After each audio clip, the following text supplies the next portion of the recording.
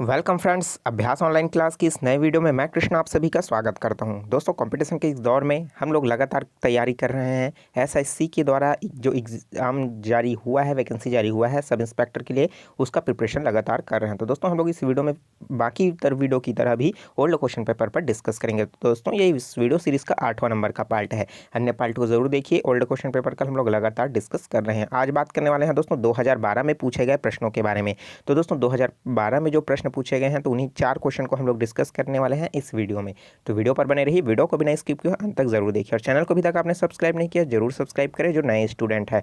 ठीक है, notification bell आता है उसको भी ऑन कर ले ताकि मेरे द्वारा दोस्तों इसी तरीके का रेगुलर तैयारी आपको प्रतिदिन शाम को वीडियो मिलेगा, इसलिए नोटिफिकेशन को जरूर ऑन कर लीजिए। चलिए देख लेते हैं पहला प्रश्न। पहला प्रश्न दोस्तों ब्याज साधारण ब्याज से संबंधित प्रश्न है। प्रश्न है दोस्तों पहला कि 20,000 रुपये पर 40% वार्षिक दर से अर्धवार्षिक संयोजन पर एक वर्ष में चक्रवृद्धि ब्याज रुपए में क्या होगा। ठीक है, तो चक्रवृद्धि ब्याज वाला फार्मूला आप भी आसानी से इसमें लगा सकते हो दोस्तों, बहुत ही चुटकियों में बन जाएगा। ठीक है, तो हमको क्या निकालना है, सिर्फ चक्रवृद्धि ब्याज ही बताना है। लेकिन हमको ये याद रखना है कि हम लोग को एक वर्ष का चक्रवृद्धि ब्याज निकालना है, लेकिन जो ब्याज पे ब्याज जो लग रहा है वो अर्धवार्षिक लग रहा है। अर्धवार्षिक मतलब दोस्तों जो लगेगा 6 माह में लग जाएगा। ठीक है, 6 माह में लगेगा। ठीक है, और चूंकि हम जानते हैं कि प्रतिशत जो है दोस्तों जो ब्याज लगने का वो क्या है, 40% वार्षिक है। ठीक है, 40% वार्षिक है और हमको क्या निकालना है, अर्धवार्षिक निकालना है। ठीक है, तो देखिए आप देखिए दोस्तों, एक वर्ष में अगर कितना लग रहा है, 40% लग रहा है, तो आधा वर्ष में कितना लगेगा, आधा वर्ष में लगेगा दोस्तों 20% लगेगा।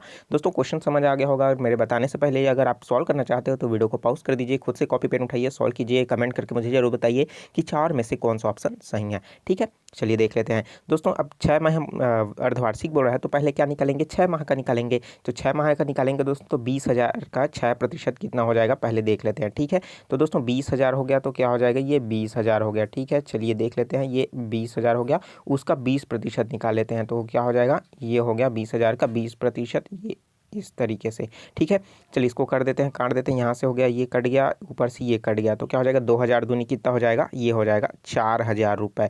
ठीक है, तो ये हो गया दोस्तों पहले 6 माह का। ठीक है, तो पहले 6 माह का हो गया, हमको निकालना है एक वर्ष का। तो दोस्तों तो अब क्या हो जाएगा, अब चक्रवृद्धि ब्याज है तो क्या होगा, ब्याज पे ब्याज लगेगा। तो दोस्तों 4,000 का क्या हो जाएगा, आने वाला भी 6 माह रहेगा। ठीक है, उसमें क्या होगा, फिर से 4,000 का 20% लग जाएगा। ठीक है, तो 4,000 का 20% निकाल लेते हैं। चलिए 4,000 का 20%, 4,000 का मतलब हो गया गुणा, 20 का 20 हो जाएगा, प्रतिशत का क्या हो जाएगा बट्टे 100। तो 0 से 0 काट देते हैं, ये 0 से ये 0 काट देते हैं, कुल कितना रुपया हो गया, 4 दूनी 8, कितना 100 हो गया दोस्तों, ये हो गया 800। ठीक है, लेकिन देखिए हमारे पास जो 4,000 आया वो पहले 6 माह का है। ठीक है, उसके बाद हमारे पास क्या हो जाएगा दोस्तों, दूसरे 6 माह का फिर से क्या हो जाएगा, 4,000 आएगा। लेकिन इसी 4,000 में क्या हो जाएगा, चक्रवृद्धि ब्याज जो ब्याज लगा है 4,000 का, उसका फिर से ब्याज कितना हो जाएगा, 800 रुपये हो जाएगा। तो हमको पूरा इस तरीके से क्या हो जाएगा, एक का 6 माह और दूसरे का 6 माह मिला करके क्या हो जाएगा, एक वर्ष का निकल जाएगा। ठीक है, तो आप आसानी से दोस्तों इस सभी को जोड़ देते हैं, 4 4 हो गया 8 दूनी, 4 दूनी हो गया 800 और 800 और ये क्या 8,000 हो गया और ये 800, तो 8,800 रुपये सभी को जोड़ दिए तो आ गया। और यही क्या है हमारा दोस्तों, चक्रवृद्धि ब्याज है। ठीक है, तो एक वर्ष का चक्रवृद्धि ब्याज हमारा कितना आया, 8,800 रुपये आ गया। ठीक है, और 8,800 हमको कौन सा ऑप्शन में देखने को मिल रहा है, डी ऑप्शन में देखने को मिल रहा है, तो डी ऑप्शन क्या हो जाएगा, सही हो जाएगा। तो मैं उम्मीद करता हूँ इस तरीके का प्रश्न जब भी पूछा जाएगा दोस्तों आप आसानी से बना सकते हो। ठीक है, आप चक्रवृद्धि ब्याज वाला फार्मूला भी इसमें पुट कर सकते हो, बहुत ही कम समय में बन जाएगा। ठीक है, अगर मान लो चक्रवृद्धि ब्याज वाला फार्मूला आप भूल गए हो, कहीं पास आपको मिस्टेक लग रहा है, ठीक है, तो आप इस तरीके से इसमें यूज़ कर सकते हो। चलिए देख लेते हैं दोस्तों नेक्स्ट क्वेश्चन। अगर दोस्तों वीडियो अच्छा लग रहा हो तो जरूर लाइक कर दीजिए और जो चीज़ समझ नहीं आ रहा है उसको कमेंट बॉक्स खाली है, कमेंट करके पूछ सकते हो। ठीक है, चलिए देख लेते हैं नेक्स्ट क्वेश्चन। नेक्स्ट क्वेश्चन में दोस्तों संख्या से संबंधित प्रश्न है। प्रश्न है, दो संख्याओं के वर्गों का अंतर उनके वर्गों के योगफल के 80% के बराबर है। बड़ी संख्या का छोटी संख्या से अनुपात क्या है, हमको ये बताना है। ठीक है, तो दोस्तों जब भी इस तरीके का प्रश्न पूछा जाएगा तो हमको एक्स वाई मान करके सॉल्व नहीं करना है। ठीक है, हमको क्या करना है, एक्स वाई मान करके सॉल्व नहीं करना है। हम क्या करेंगे, गो टू ऑप्शन मेथड का यूज़ करेंगे, जिससे क्या हो जाएगा, हमारा क्वेश्चन जो है बहुत दोस्तों बहुत ही कम समय में सॉल्व हो जाएगा। ठीक है, तो देखिए हम लोग सबसे पहले क्या करेंगे, पहला ऑप्शन उठा लेते हैं, 5 है और 2 है। अब प्रश्न के अकॉर्डिंग क्या होना चाहिए दोस्तों, सभी उस ऑप्शन को सेटिस्फाई होना चाहिए। ठीक है, तो तभी क्या होगा, वो हमारा ऑप्शन सही रहेगा। ठीक है, तो क्या दिया इसमें 5:2, तो इसमें क्या बोल रहा है, दो संख्याओं के वर्गों का अंतर पहले दो संख्या का वर्ग निकाल लेते हैं। पहला 5 अब कितना हो जाएगा 25 हो जाएगा, और दूसरा है दोस्तों 2 दूनी क्या हो जाएगा 4। अब हो गया, इसका वर्ग हो गया। अब इसके वर्गों का अंतर अगर इन लोग को घटा देते हैं तो कितना आएगा, हमारे पास आ जाएगा 21। ठीक है, अब देखिए उनके वर्गों का अंतर, अब क्या बोल रहे हैं आगे, उनके वर्गों के योगफल। अब इनका वर्ग जो है दोस्तों उसका योगफल, अगर मैं इस क्या करूँगा 25 धन 4 करूँगा तो इसका योगफल कितना आ जाएगा 29 आ गया। ठीक है, तो योगफल के 80% के बराबर है, अर्थात दोस्तों 29 का 80% 21 होना चाहिए। तो निकाल लेते हैं, 29 का 80% जो है दोस्तों 21 के बराबर आना चाहिए। तो प्रतिशत है तो क्या हो जाएगा बट्टे 100 हो गया। चलिए जीरो से ये जीरो काट देते हैं। उसके बाद क्या हो जाएगा दोस्तों, अगर मैं काटूंगा इसको तो क्या हो जाएगा, ये दशमलव में आएगा, पूरी तरीके से ये नहीं कटेगा। ठीक है, क्या हो जाएगा 2 पंचे 10 हो गया, 2 चौके 8। ठीक है, अगर इसको भी काटूंगा दोस्तों दशमलव में आएगा, तो चूंकि संख्या दशमलव में नहीं आती अधिकतर संख्याएं, तो हम लोग क्या करेंगे दोस्तों, ए ऑप्शन को गलत मानते हुए दूसरे ऑप्शन को देखते हैं। ठीक है, क्योंकि हमारा ऑप्शन जो है संख्या जो है दशमलव में आ रहा है। ठीक है, इसलिए क्या कर रहे हैं, हमारा ए ऑप्शन जो है दोस्तों गलत हो जाएगा। ठीक है, चलिए उसी तरीके से हम लोग दूसरा और देख लेते हैं ऑप्शन।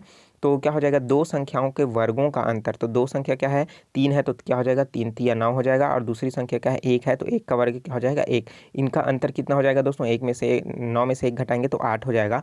और उनके वर्गों का योगफल, उनके वर्गों का योगफल अगर हम लोग कर देते हैं, योगफल कितना हो जाएगा दोस्तों 9 और 1 क्या हो जाएगा 10 हो जाएगा। तो इसी 10 का क्या हो जाएगा योगफल के 80%। तो योगफल हमारे पास 10 है, अब इसका 80% होना चाहिए, उनका अंतर जो है 8।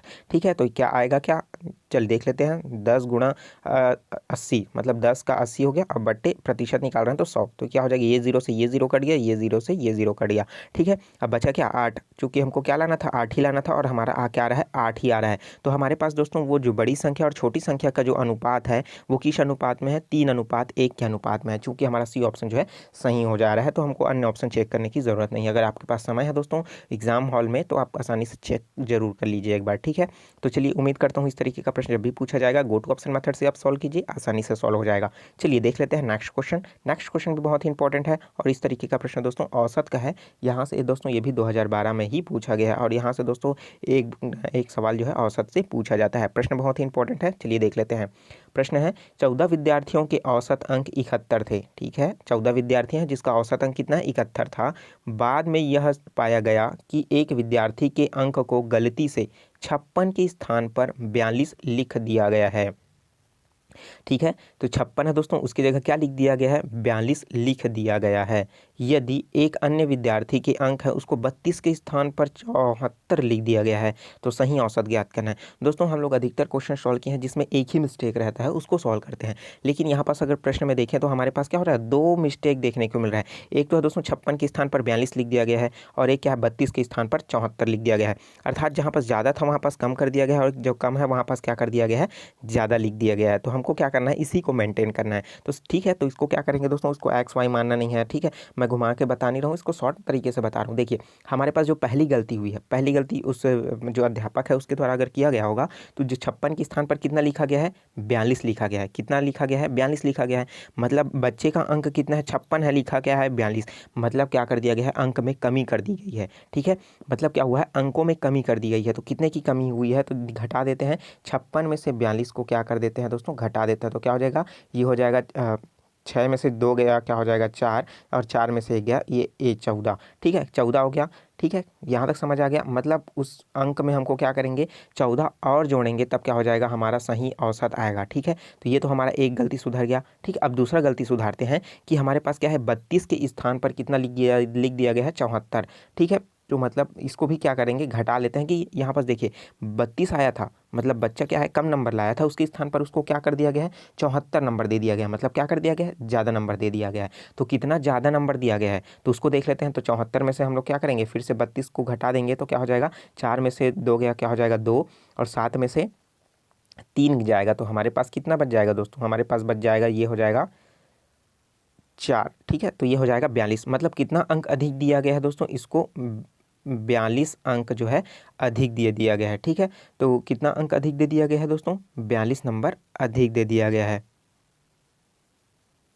ठीक है। अब देखिए, अब इसको सॉल्व कर लेते हैं दोस्तों। 42 यहाँ पास देखिए, अब इसी को ही सॉल्व कर लेते हैं। ठीक है, हमारे पास क्या है 42 है, उसमें से क्या करेंगे 14 को घटा देंगे। ठीक है, तो 42 में से क्या करेंगे दोस्तों, अगर हम लोग 14 को घटा देते हैं, ठीक है, तो देखिए ये हमारा क्या हो जाएगा, ये कितना हो जाएगा हमारा 12 बन गया। ठीक है, अब 12 है दोस्तों, उसमें से क्या हो जाएगा 4 है, तो 4 दूनी 8, ये हो जाएगा 8 हो जाएगा। ठीक है, और ये क्या हो जाएगा, हमारे पास एक है उसका क्या हो जाएगा, ये हो जाएगा। ठीक है, 28 हो गया। इन दोनों अगर हम लोग घटा देते हैं तो हमारे पास कितना आ जाएगा, 28 आ जाएगा। तो ठीक है, हमारे पास कितना है 28। अभी यही जो 28 अंक है दोस्तों, उसको क्या करना है हमको, इसमें जो क्या करना है बढ़ाना है। ठीक है, तो बढ़ाने के लिए क्या करेंगे, औसत निकाल रहे हैं, तो कितने में निकाल रहे हैं दोस्तों, हम निकाल रहे हैं 14 में। तो क्या हो जाएगा दोस्तों, इसी 28 को 14 से हम लोग क्या कर देते हैं, भाग दे देते हैं। तो क्या हो जाएगा, 14 एकम 14, 14 दूनी 28। मतलब क्या हो रहा है दोस्तों, ये जो 28 है वो क्या हो रहा है, अब काटने के पश्चात 2 आया, ये औसत का है दोस्तों। औसत में क्या हो रहा है, लगातार जो है दोस्तों इसमें कमी होगी। क्या होगी, कमी होगी। तो हमारे पास औसत कितना है दोस्तों, अंक 71 है। तो 71 में से हम लोग 2 करेंगे, कम करेंगे तो हमारे पास कितना मिल जाएगा, 71 में 2 करेंगे तो हमारे पास आ जाएगा दोस्तों 69। तो 69 क्या हो जाएगा, हमारा राइट आंसर हो जाएगा। ठीक है, तो हमारे पास क्या हो जाएगा 69, सॉरी। ठीक है, 69 क्या हो जाएगा, बी ऑप्शन में देखने को मिल रहा है, तो बी ऑप्शन क्या हो जाएगा, सही हो जाएगा। तो उम्मीद करता हूँ इस तरीके का प्रश्न आपको जब भी पूछा जाएगा आप आसानी से सॉल्व कर सकते हो। दोस्तों अगर आपको चीज़ यहाँ तक समझ आ गई होगी तो मैं दूसरा मेथड भी बता सकता हूँ। देखिए यहाँ पास क्या हो रहा है, 14 है, विद्यार्थियों का औसत अंक कितना 71 है, तो कुल अंक कितना हो जाएगा, तो 14 गुणा 71 भी कर सकते हो। ठीक है, तो 14 गुणा 71 करोगे तो उसमें से क्या करोगे, अभी इस तरीके से इधर भी सॉल्व करना है, उसमें क्या कर दोगे आप 28 को माइनस कर देना, कुल में से क्या करोगे 28 को माइनस कर देना, उसके बाद फिर से क्या करना 14 से भाग देना। तो क्या हो जाएगा आपका, आ जाएगा 69 ही आएगा। ठीक है, तो उम्मीद करता हूँ इस तरीके का प्रश्न जब भी पूछा जाएगा दोस्तों आप आसानी से इसको जरूर सॉल्व कर लोगे। ठीक है, तो चलिए देख लेते हैं नेक्स्ट क्वेश्चन। नेक्स्ट क्वेश्चन भी दोस्तों बहुत ही सिंपल सा है और इस तरीके का प्रश्न दोस्तों बहुत बार पूछा गया है। सिंपल सा प्रश्न है, 12 बंदर 12 केले 12 मिनट में खा सकते हैं, तो 4 बंदर 4 केले कितने मिनट में खाएंगे।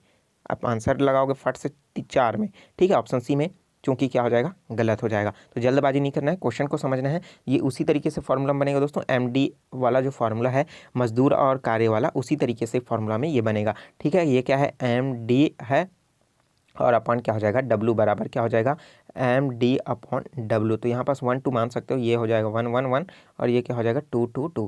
ठीक है, तो देखिए यहाँ पास क्या हो जाएगा 12 बंदर और समय कितना लग रहा है दोस्तों, D की जगह आप लिखोगे 12। ठीक है, तो 12 बंदर जो है दोस्तों 12 मिनट में कितने केले खाते हैं, ये क्या है उसका कार्य है, तो क्या हो जाएगा बटे में क्या हो जाएगा, W की जगह हमारे पास कितना आ जाएगा, 12 आ जाएगा। ठीक है, बराबर। अब उसी तरीके से मानते हैं 4 बंदर, ठीक है 4 बंदर है, कितने मिनट में खाएंगे, तो हम लोग क्या मान लेते हैं यहाँ पास M मान लेते हैं, और बटे कितने केले खाते हैं, 4 केले खाते हैं, तो 4 का 4 क्या हो जाएगा, 4 हो जाएगा। तो अब क्या कर लेते हैं, देख लेते हैं। अब कट रहा है, नीचे का 4 ऊपर का 4 कट गया, नीचे का 12 ऊपर का 12 कट गया, तो बचा क्या, हमारे पास सिर्फ 12 ही बचा। 12 बराबर क्या हो जाएगा, M2 हमारे पास क्या हो जाएगा, मिनट 2। मतलब जो 4 बंदर है 4 केले को खाने में कितने मिनट का समय लेगा, 12 मिनट का समय लेगा। चूंकि 12 मिनट जो है हमारे दोस्तों कौन सा ऑप्शन में देखने को मिल रहा है, बी ऑप्शन में देखने को मिल रहा है, तो बी ऑप्शन क्या हो जाएगा, सही हो जाएगा। तो उम्मीद करता हूँ इस तरीके का प्रश्न पूछा जाएगा दोस्तों। ये भी 2012 का ही क्वेश्चन है, जो बहुत सिंपल सा क्वेश्चन है, लेकिन बच्चे क्या करते हैं, जल्दबाजी के चक्कर में गलत आंसर दे देते हैं। ठीक है, तो आप समझ ही गए होंगे कि इस तरीके का प्रश्न जब भी पूछा जाएगा आप जो है यही वाला फॉर्मूला लगाइएगा। और क्योंकि ये दोस्तों रीजनिंग का सवाल नहीं है, मैथमेटिक्स का सवाल है। ठीक है, आप घबराइए मत। और दोस्तों वीडियो अच्छा लगा होगा तो ज़रूर लाइक कर दीजिए। और अन्य पार्ट है दोस्तों 7 है, 6 है, 5 है, इन सबको भी आप ज़रूर देखिए, उसमें भी मैंने पिछले वर्ष का ही क्वेश्चन मैथमेटिक्स का बताया है। ठीक है, वीडियो अच्छा लगा हो जरूर लाइक कर दीजिए दोस्तों। और जो चीज़ समझ नहीं आया तो नीचे कमेंट बॉक्स खाली है, कमेंट कर दे। जो नए स्टूडेंट है उसको चैनल को जरूर सब्सक्राइब करें दोस्तों, नोटिफिकेशन बेल आता है उसको भी ऑन कर लीजिए।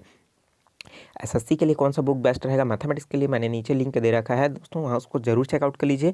आपका दोस्तों बहुत ही बेनिफिट मिलेगा 1 डे कॉम्पिटिशन एग्जाम के लिए। ठीक है, चैनल पर बने रहिए और नए वीडियो पर मिलते हैं नए प्रश्न के साथ, नए ओल्ड क्वेश्चन पेपर के साथ। तो मुझे दीजिए इजाजत, take care, all the best, जय हिंद।